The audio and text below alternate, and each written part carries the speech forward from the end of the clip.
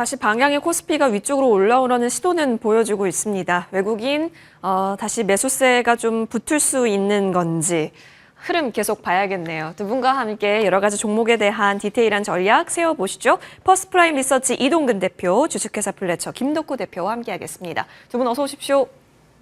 예, 반갑습니다. 일단 첫 번째 종목부터 오늘 2차 전지로 준비를 했습니다. 많이 궁금해하실 것 같아요. 만약에 2차 전지가 포트상에 없으면 지금이 좀 매력적인 선택지가 될 수 있을까? 그 가운데 LNF 보겠습니다. 이전부터 뉴스가 있었던 종목으로 챙겨왔습니다. KLFP에 있어서는 LNF를 보자라는 증권가 의견 또한 있었어요.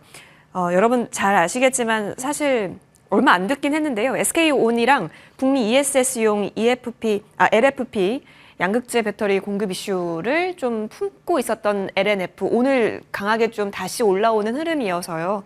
점검받고 싶습니다. 2차 전지가 무더기로 이렇게 올라가고 있고 그 가운데 뉴스가 원래 쏟아졌었던 LNF 쪽에 있어서는 우리가 긍정 시각을 열어도 되는 자리인가. 자, 이동훈 대표님, 사실 자리로 보면 문제가 없지만 사실 이게 추세와 연속으로 본다면 그동안 늘 제동이 걸렸었던 거 아니었습니까? 지금 구간에서는 어느 정도 우리에게 좀 의심을 풀어주고 있는 건가요? 제가 만약에 기술적 분석을 한다면은 오늘 정도면은 좀 매력적인데? 라는 생각을 할 수 있을 것 같아요. 예. 차트는 되게 이뻐요. 그런데 네. 저는 오늘은 이제 기술적 분석이 아니기 때문에 네. 아직까지 사실 그런 의견을 드리긴 좀 쉽지가 않아요. 왜냐하면 지금 오늘 사실 뭐 2천지 관련도 LNF뿐만이 아니라 오늘은 그죠. 2천지 관련 섹터들이 다 올라오고 있는데 근본적인 이유는 사실 뭐 중국에서 이제 리튬 과잉 생산을 조절할 것이라는 전망, 그리고 또 이제 일부 광산이 문을 닫았다는 소식이 전해지면서 리튬 현물 가격이 3개월 내에 어떤 최고치를 기록을 했어요. 이게 이제 어떻게 보면 오늘 그 2천지 업종 전반을 끌어당기는 요인으로 작용을 했다 이렇게 말씀드릴 수 있을 것 같고요. 근본적으로 봤을 때 뭐 2천지뿐만 아니라 최근에 철강도 그렇고 배경에는 결국은 중국의 감산이죠. 이게 그쵸. 어떻게 보면 이제 그 업종의 상승 원인으로 작용을 하고 이렇게 말씀드릴 수가 있겠고요. 앵커께서 말씀해 주셨다시피 이제 최근에 LNF의 가장 큰 재료는 우리가 얘기하는 LFP 양극재 고객의 확대입니다. SK온과의 이제 계약 체결, 그리고 이제 더 고객이 늘어날 것이다라는 기대감들, 이런 부분들이 어떻게 보면은 주가에는 좀 긍정적으로 작용하는 측면이 있고요. 근데 다만 저는 사실 계속해서 이천지 관련해서 아주 좋은 얘기를 드릴 수가 없는 게 계속해서 제가 말씀드렸지만 사실은 캐즘의 극복이라든가 수요의 확대라든가 또 마진의 개선이라든가 또 지금 어떤 시장에서의 치열한 경쟁이라든가 이런 어떤 많은 요인들이 개선되고 해소되기까지는 여전히 시간이 많이 필요합니다. 당장 지금 실적이 좀 나아지더라도 오늘 사실 보니까 포스코 홀딩스 같은 경우가 이제 조금 어떤 목표가가 좀 상승을 했던데 이런 부분들도 보면은 철강 때문에 목표가가 올라가는 거지 사실은 2천지 때문에 목표가가 올라가는 건 아니거든요. 이제 이런 부분들까지도 우리가 좀 염두에 둬야 될 필요가 있을 것 같고요. 저는 그래서 한마디로 말씀드리면은 지금은 LNF도 마찬가지고, 그러니까 앞에도 말씀드렸다시피 차트상으로 좀 매력적이에요. 그런데 아직까지 본격적인 상승보다는 지금은 바닥에서 이제 좀 서서히 벗어나는 구간, 그리고 좀 저점을 높여가는 구간, 이렇게 저는 좀 설명을 드리고 싶어요. 그래서 그러니까 사실은 제 입장에서는 펀더멘털적인 측면에서는 아직까지는 관망의 의견을 드려야 되겠다, 이런 말씀을 드릴 수가 있겠습니다. 알겠습니다. 2023년에 2차 전지주들이 정말 상승 궤도를 달렸을 때 LNF의 고가가 34만 9,500원입니다. 근데 이번 5월에 4만 7천원까지 내려와 있죠.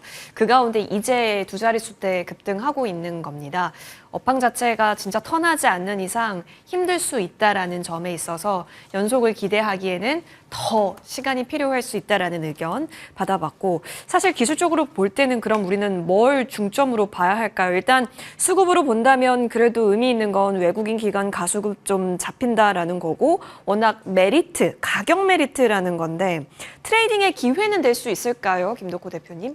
일단 LNF도 마찬가지입니다. 그러니까 지금 앞서서 대표님께서 말씀해 주셨던 것처럼 그러니까 우리가 캐즘이라는 걸 놓칠 수는 없어요. 그리고 LNF가 지금 가장 타격이 컸던 것 중 하나가 지금 유럽의 노스볼트가 파산한 상태잖아요. 그러니까 제일 큰 먹거리를 갖고 있던 회사가 지금 파산을 하게 되다 보니까 당연히 펀더멘탈적으로 봤을 때는 불리한 것밖에 없어요. 그리고 무엇보다도 지금 2차 전지주 관련 기업들이 왜 계속 주가가 못 가느냐. 일단 트럼프 리스크도 있어요. 왜냐하면 원체 2차 전지 시장에 대해서 그러니까 신재생 에너지를 좀 안 좋아하기도 했고 더군다나 지금 일론 머스크랑 또 사이가 또 안 좋잖아요. 그러니까 서로 레슬링 하는 줄 알았던데 서로 UFC를 찍고 있으니까 정말로 피 튀기는 싸움 하는구나. 그러면 우리 이제 어떡합니까? 이런 모습이 많이 나왔다는 거예요. 그래서 지금 자막에서 보시는 것처럼 우리가 지금 2차 전지주들에서 가장 관건이 되는 거는 어떻게 보면은 어떤 차트적인 움직임보다는 펀더멘털이 맞아요. 그러니까 중국의 뭐 반덤핑 수혜로 간다더라, 뭐 아니면은 뭐 IRA 뭐 폐지 때문에 뭐 걱정된다 이런 얘기가 아니라 정말 잘 팔고 있던 기업들을 봐야 되는데 사실 지금 2차 전지 시장이 재작년 2023년도에 뭐 에코프로가 뭐 400만 원까지 갑니다. 이런 낭설이 돌 때부터도 계속 지금 누적되면서 적체가 쌓였거든요. 그게 지금 현재 이 LNF뿐만 아니라 많은 2차 전지주의 특징인데 LNF 위치적으로 굉장히 좋습니다. 사실 기술적 반등을 노리기에는 너무 매력적인 위치인 건 맞아요. 근데 제가 강조드리고 싶은 거는 신용 현황입니다. 지금 그렇죠. 그러니까 2차 전지주들의 특징이 뭐냐면은 이 신용 현황이 계속 쌓여 있다라는 거예요. 그러니까 주가가 빠질 때 그러니까 주가 좀 올라갔을 때 신용이 빠져야 되는데 주가가 안 빠지니까 신용 잔고는 계속 늘어난 상태고 그러면 주가가 올라갈 때마다 이 사람들은 무슨 생각했어요? 이자부터 빨리 줄이면은 이득이 나니까 어떻게든 이 물량을 줄이면 주가가 계속 횡보하겠죠. 그래서 사실 좀 답답한 입장이 될 수 있을 것 같다고 봐요. 특히나 순매수 같은 경우에도 LNF가 기관들이 끝까지 이거 한 번은 올라간다 이러면서 고집하다가 결국에는 손실 보고 떠난 종목이에요. 근데 이런 모습들이 뭐랑 똑같냐면요. SC가 비슷해요. 그러니까 예전 반도체 종목 중에서 후공정. 작년에 반도체 뭐 트럼프 대통령 당선될 것 같다, 걱정된다, 이제 뭐 반도체도 이제 뭐 수출 규제된다 했는데 결국 어땠습니까? 반등 성공했잖아요. 근데 그때도 ISC도 어떻게 보면 수급 여량이 기관들이 계속 놓쳤어요. 그래서 안 되겠다, 팔아버리자 했는데 외국인들이 계속 끌어올렸었고 거기에 또 실적 개선이 나오기 시작하면서 주가가 다시 회복을 했죠. 그러면 우리가 LNF를 기술적인 매매로 봤을 때면은 저는 일단 외국인들이 조금 더 외국인들의 매수 여부에 따라서 주가 양방이 결정되는 건 어쩔 수 없는 것 같아요. 그러면 이때 개인 투자자들은 뭘 하셔야 되냐? 아마 대부분이 손실 보신 분들 좀 있을 것 같은데 단계적으로 상승하실 때마다 오히려 비중을 축소하시면 됩니다. 그래서 지금은 시장이 지금 하반기가 들어섰고 순환매가 빨라요. 그리고 아직도 실적 발표 기대감이 계속 남아있는 종목들이 계속 주가가 올라가기 때문에 굳이 LNF만으로 실적을 노릴 필요는 없다. 오히려 순환매 끝나고 나서 다시 진입한다면은 그때가 또 새로운 매수기가 될 것 같다라고 말씀드릴 수 있을 것 같습니다.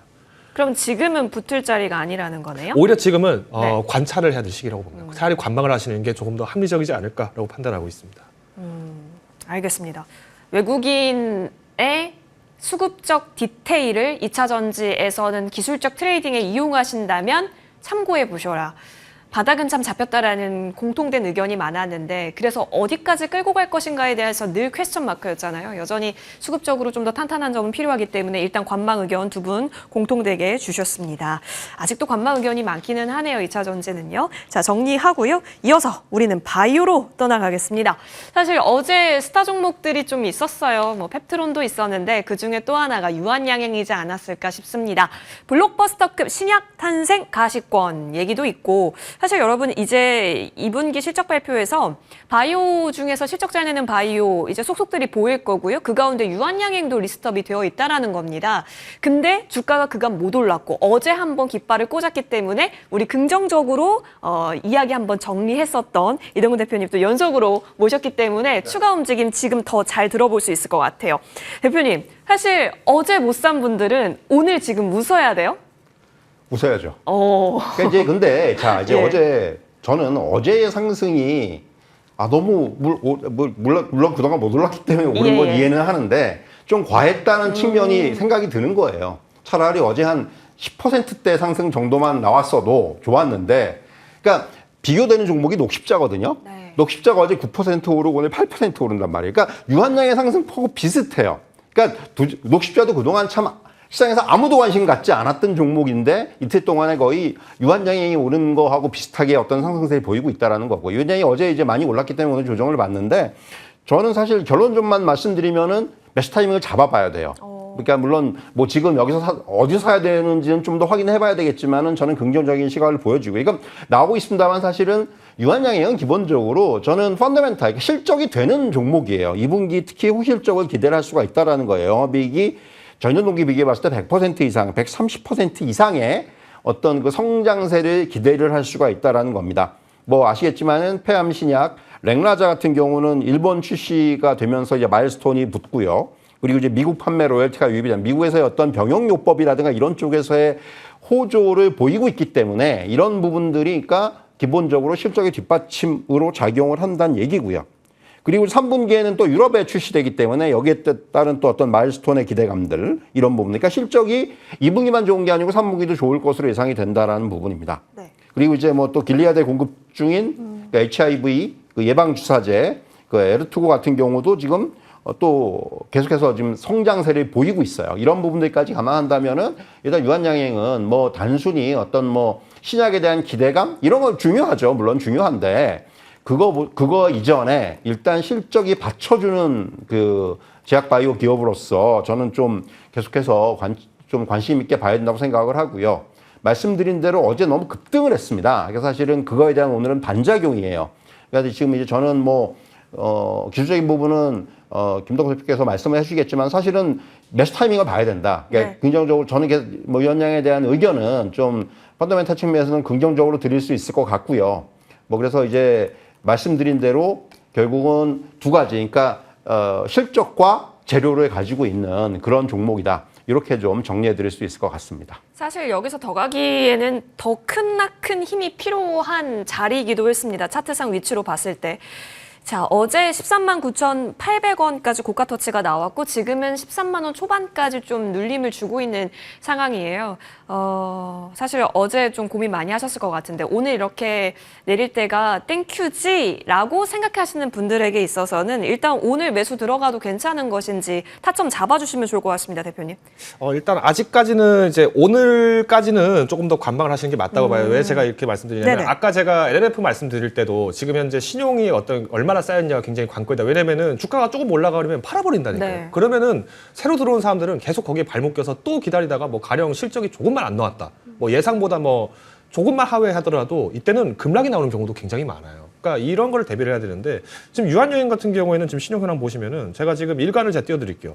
어제 이제 급등했던 유형들을 봤을 때면은 지금 그래도 신용이 많이 해소된 것 같다 이렇게 보실 수 있어요. 근데 이거를 주 단위로 좀 보시면은 아직 조금 남아 있어요. 그래서 실질적인 주가는 한 12만 원대에서 한번 이제 접근해볼 준비를 해보자. 이제 정도 되면은 한번 이제 이때부터 볼리전 밴드가 좀 조정이 나오면서 아름다운 모습이 나올 것 같다라고 보여지기 때문에 물론 우리가 항상 뭐 신용 잔고가 낮다라고 해서 뭐 그때부터는 주가가 안전 바닥이다 뭐 이렇게 확정할 수는 없겠죠. 그렇지만 저는 일단 앞서 대표님 말씀하신 것과 동일하게 지금 이슈 부분들은 너무 좋아요. 예. 그리고 실적 견인 자체에 대해서는 너무 크게 걱정할 게 없는 게 일단 미국이 임상을 통과했다는 거는 굉장히 의미가 깊습니다. 지금 미국이 중국과 바이오 기술 전쟁을 지금 계속 하겠다라는 것인데 그럼 앞으로 우리가 실적 봤을 때는 이미 우리가 갖고 있는 시장이 크다라는 것 자체부터가 점유율이 높다는 것에서는 충분히 매력적이기 때문에 지금 기술적 입장에서는 조금 더 인내심을 갖고 기다려주시면 좋을 것 같습니다.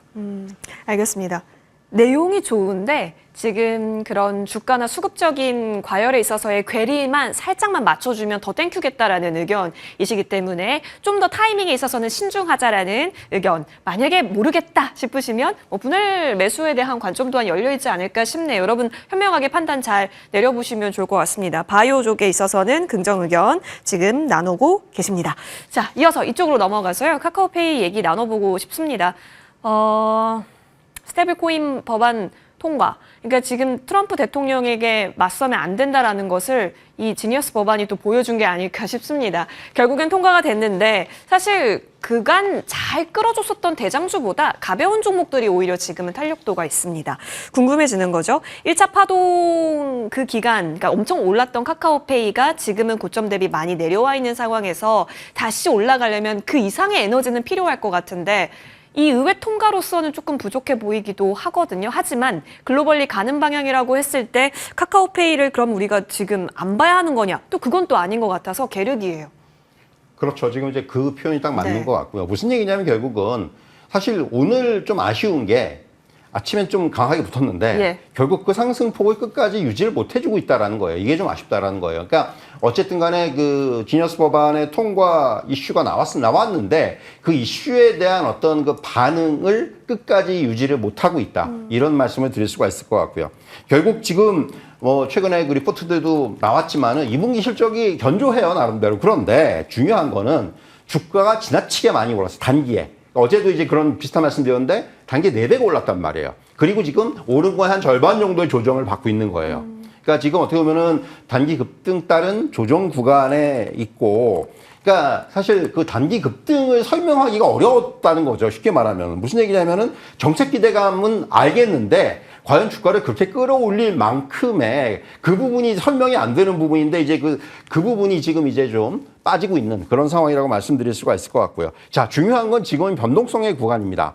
근데 이제부터는 뭘 봐야 되느냐면은 그렇다면은 향후에 이제 우리나라에서의 어떤 그러니까 원화 기반 스테이블 코인에 관련 정책이라든가 정책 방향이라든가 또 이제 그 사업의 진행이라든가 이런 부분들을 이제부터는 확인을 해야 돼요. 지금까지 기대감으로 주가가 올랐다면은 이제부터는 그런 기대감들이 어떻게 현실하고 연결이 되는지를 우리가 확인하면서 대응을 할 필요가 있다. 이렇게 말씀드릴 수가 있을 것 같습니다.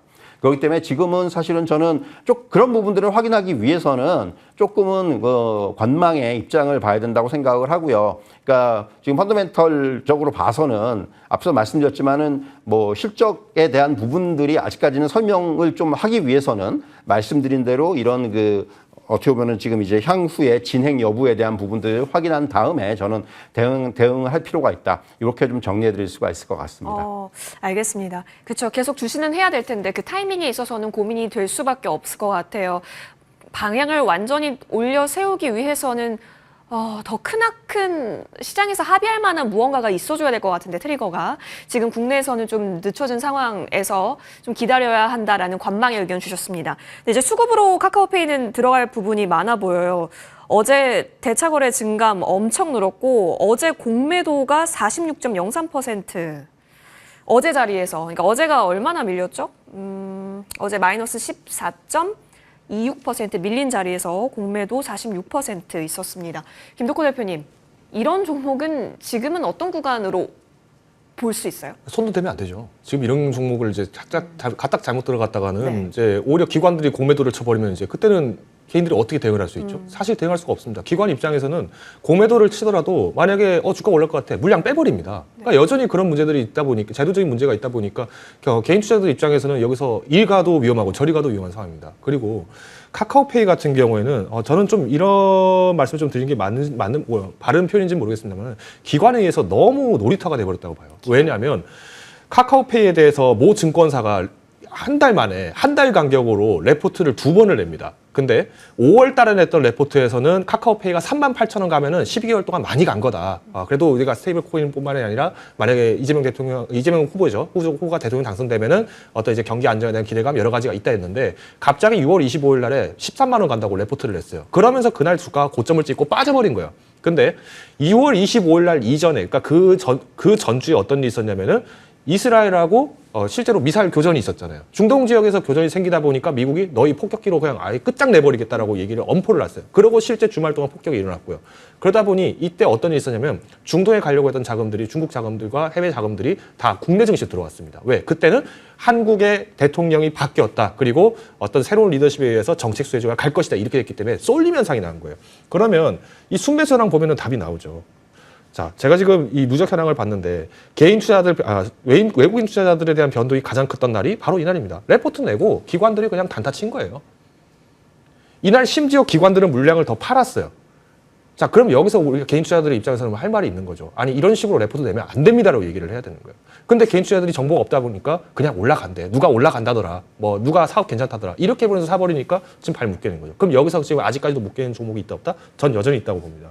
신용현황 같은 경우에도 지금 보시면은 당연히 지금 많이 떨어졌어요. 왜? 이때 단기적으로 급등했던 부분들에 대해서 해소를 해야 되니까. 근데 그렇다고 해서 지금 여기서 그럼 주가가 빠르게 단기적으로 상승하려면 또 누군가가 신용장고를 써야 되는데 굳이 이 종목에 그렇게 베팅을 강하게 할까요? 정책 수혜주보다는 지금 먹거리가 많은 실적 기대주들이 너무 많이 나오고 있는데 그래서 자금 순환이 좀 걸릴 것 같아요. 그래서 저는 차라리 지금이라도 매도를 하시는 게 저는 바람직하지 않을까. 내가 카카오페이를 내가 샀던 거는 말 그대로 오르는 장세에 내가 베팅을 한 거지 내가 카카오페이가 실제 이만큼의 매출을 나올 거라는 기대는 아직까지는 미지수다라는 부분이기 때문에 조금 아쉬운 느낌이 좀 들 수는 있겠지만은 저는 비중을 빠르게 축소하시는 게 맞다고 판단하고 있습니다. 알겠습니다. 의견이 조금 갈리긴 합니다. 그만큼 지금 화제 종목이란 뜻이기도 해요. 관망의 의견 카카오페이 주셨고 지금은 비중 축소 의견까지 주셨습니다. 6월 25일 정말 이때가 공교롭게도 13만 원 목표가가 나왔었던 때이기는 했죠. 추가적으로 시간은 조금 걸릴 수 있어 보입니다. 흐름 보겠습니다. 자, 이어서 저희는 다음 종목으로 넘어가서요. I'm fine, thank you, 엠텍이라고 많이 얘기하시던데요. fine 엠텍 보겠습니다. 자, 올해는 삼성 폴더블 쪽에서 끌어줄 거고 내년은 애플이 또 끌어줄 거기 때문에 파인엠텍을 잘 봐야 한다. 이렇게 올랐는데 사도 돼요? 네! 라는 아주 획기적인 리포트 제목 또한 오늘 센세이션을 일으켰습니다. 자, 이동훈 대표님, 폴더블. 그러니까 애플이 참전한다, 내년에 참전한다라는 것은 굉장히 의미 있었고 사실 이 재료로 작년에도 이맘때 움직였었고요. 올해도 지금 이맘때 움직이고 있어요. 단순 계절성으로 볼까요? 아니면 이제 진짜 애플 참전에 대해서 의미를 실어서 독점 공급이라고 하는 가시성 있는 재료와 함께 볼 수 있는 걸까요? 그러니까 작년하고 올해는 좀 다른 것 같아요. 이제 요번엔 좀 진짜가 아닌가 하는 생각, 진짜가 아닌가가 아니고 진짜일 거라는 생각이 들고요. 왜냐하면 이제 애플의 어떤 그 일정들이 그죠. 거의 픽스가 됐기 때문에 그리고 이제 무엇보다도 중요한 거는 삼성 디스플레이가 애플의 그 폴더블 초기 모델은 거의 독점을 할 거예요. 그러면은 이제 아시겠지만은 그 파인엠텍은 이제 그 내장 힌지라고 우리가 하죠. 그러니까 폴더블 디스플레이 백플레이트를 주력 제품으로 하는데 주요 고객사는 삼성 디스플레이예요. 그러니까 삼성 디스플레이가 들어가면 파인엠텍도 들어가게 됩니다. 이제 이런 상황인데 더군다나 뭐 최근에 이제 오늘 이제 아마 오픈이 된 것 같은데 그 대규모 신규 투자 발표가 났어요. 175. 이거 왜 투자하겠습니까?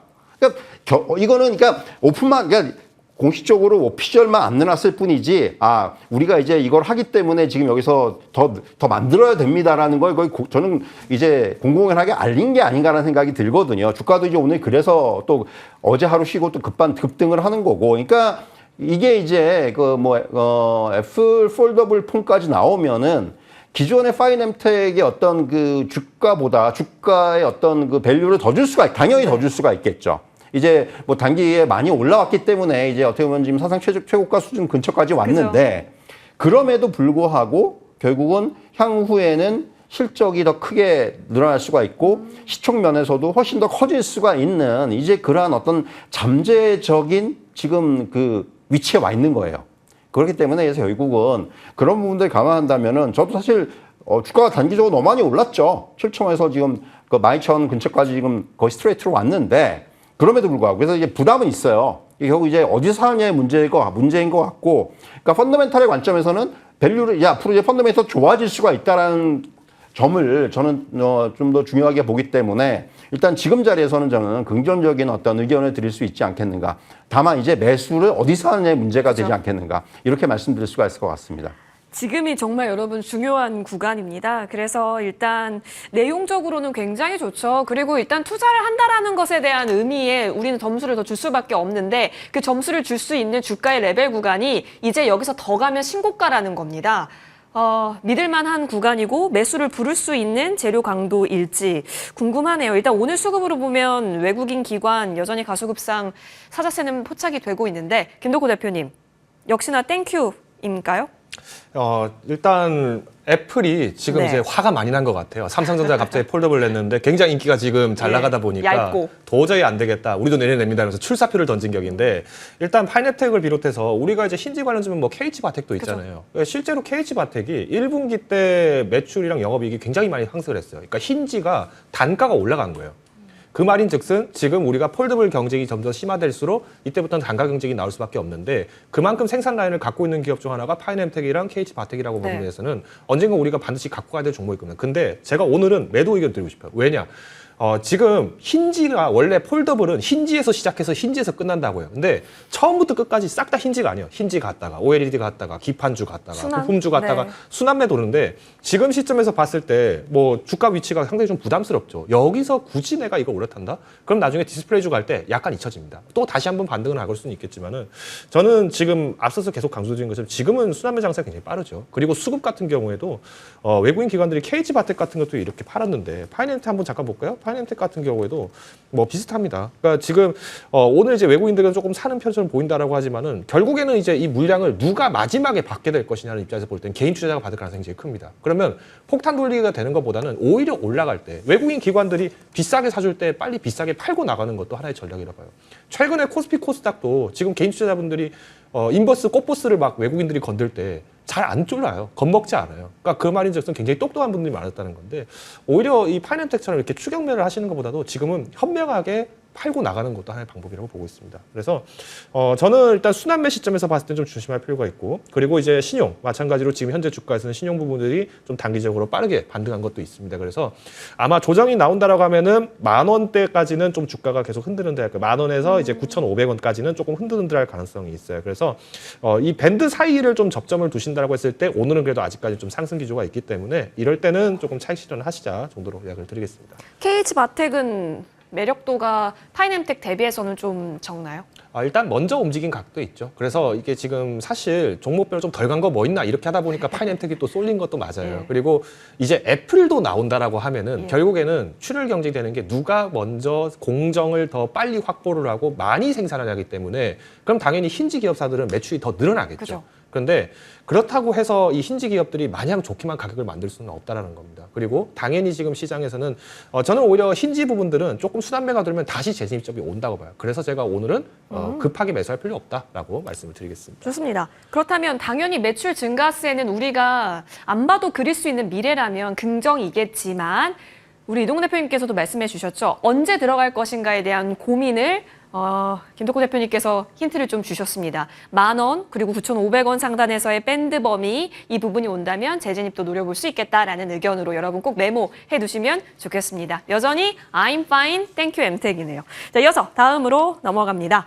자, 사재기 얘기가 좀 나오고 있는데 한국콜마 보겠습니다. 화장품주.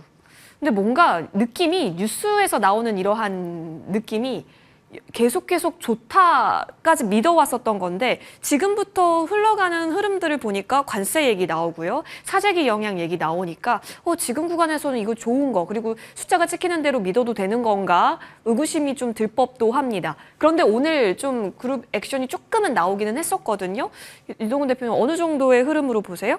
사실 이제 화장품이 예. 저는 오늘 뭐 콜마뿐만이 아니라 전반적으로 오늘 조정을 받는단 말이죠. 예. 그러니까 한 번은 이제 올 것이 온 거죠. 쉽게 말하면. 그러니까 그동안 사실 화장품 업종이 조정을 너무 안 받았어요. 조정을.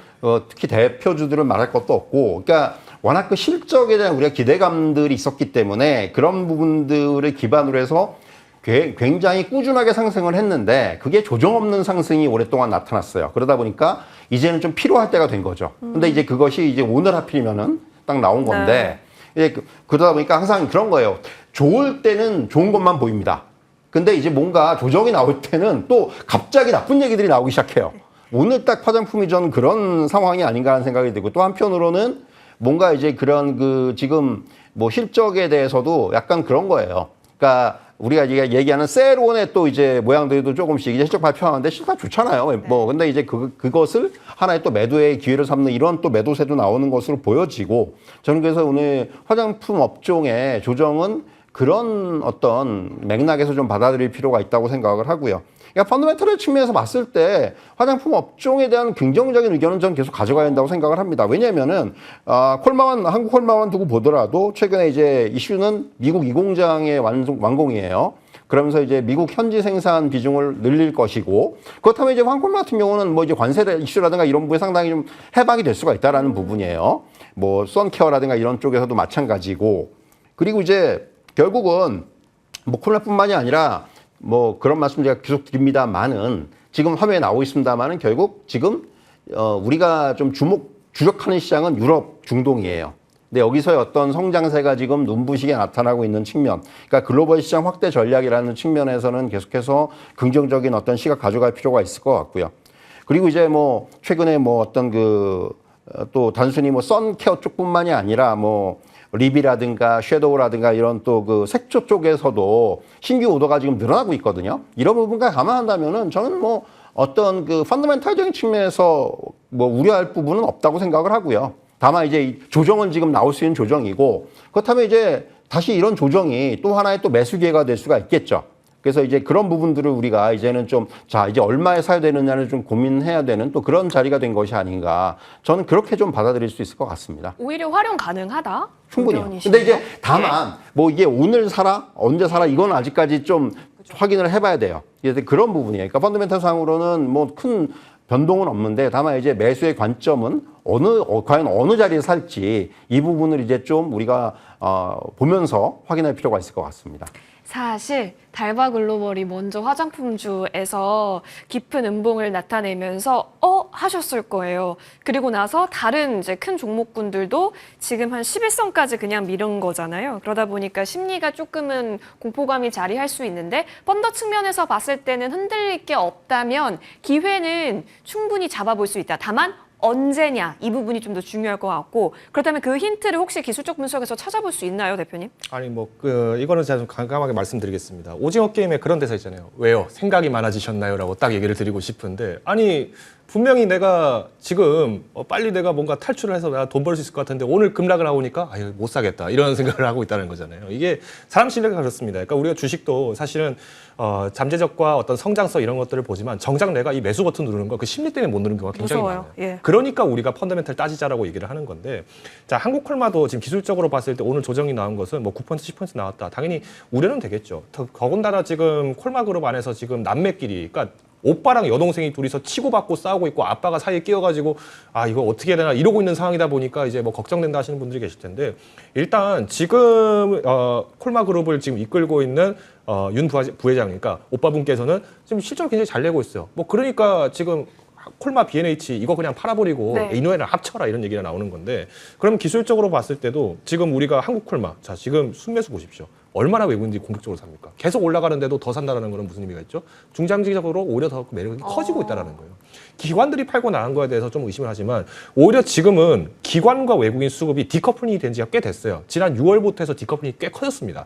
그러면 이때는 내가 아예 묶고 가겠다라고 한다면은 이럴 때는 매수를 하셔도 괜찮죠. 자, 신용영환도 마찬가지예요. 오히려 떨어지고 있어요. 떨어지고 있는데도 주가는 계속 잘 간다. 이거는 오히려 부담 없이 우리가 매수를 해볼 수 있는 위치도 있다라는 거예요. 그래서 저는 오늘이라도 매수 가능하다고 저는 봅니다. 다만 여기서 이제 걱정하시는 분은 여기 추가 하락 내일 또 나오면 어떡합니까? 또 오늘 새벽에 미국이 또 오션 반길이니까 미국 주식에 먼저 가지 않을까요? 이런 생각하는 건 자연스러운 거예요. 그러면 분할 매수 하십시오. 우리가 관세 협상 아직 끝난 거 아니잖아요. 관세 언젠간 된다는 걸 안다 하더라도 두렵다. 저는 오히려 지금부터 계속 분할 매수를 하시는 게 좀 더 바람직하다라고 판단을 하고 있습니다. 그럼 오늘이야말로 진짜 땡큐 자리일 수 있겠다. 알겠습니다. 확실한 근거와 함께 두 분 모두 의견은 긍정으로 주셨으니까요. 참고해 보시길 바랍니다. 두 분과는 여기서 인사드립니다. 함께해 주셔서 고맙습니다.